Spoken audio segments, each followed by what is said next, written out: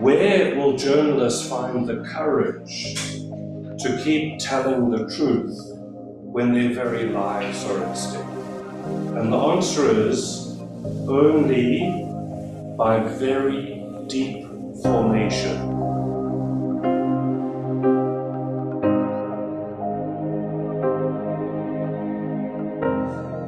It occurred to me as I was thinking about it today that telling the news is at the very heart of Christianity.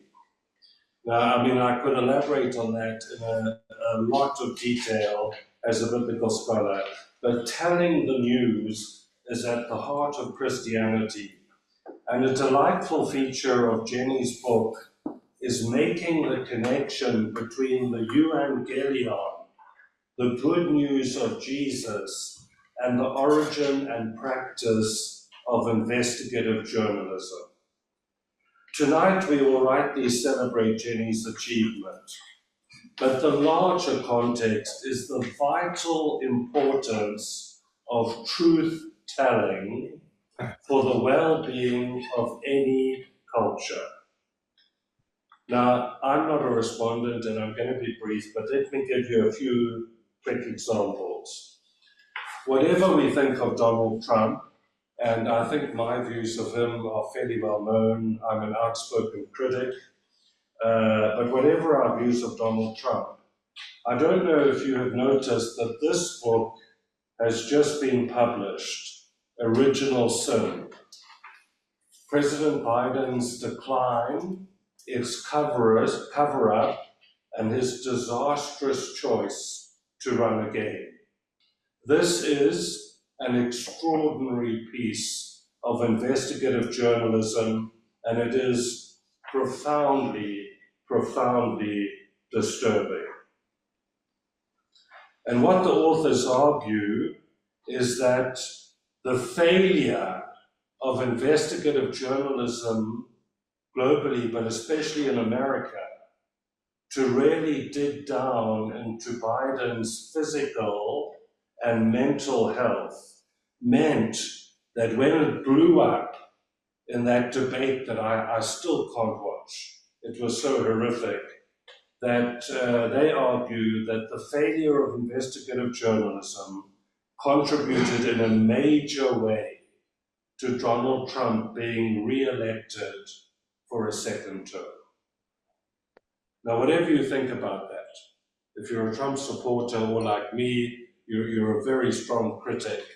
What we see here is something of what happens in a culture when investigative journalism fails.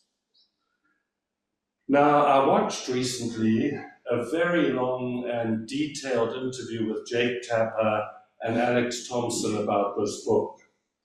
And right at the end, the woman who was interviewing them, a very distinguished journalist, raised the issue of Biden's legacy.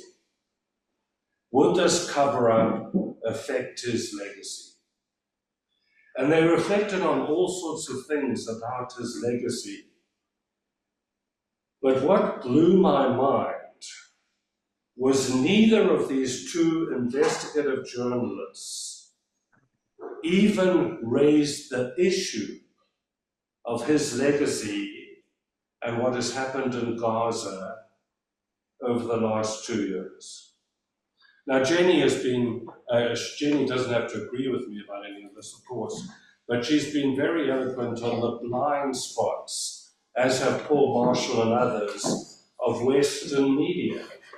And this was an incredible example.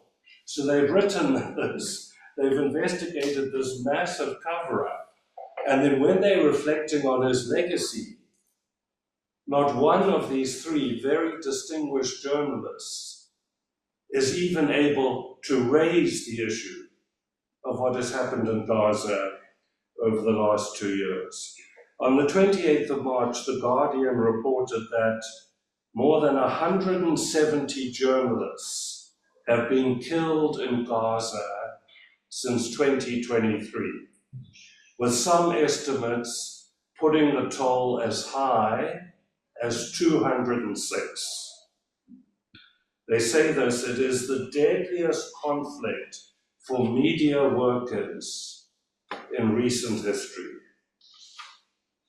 And they go on to say, which is important, that attacks on journalists worldwide are on the rise, with deaths occurring everywhere from the Middle East to Europe. KLC would love to contribute to a new generation of investigative journalists.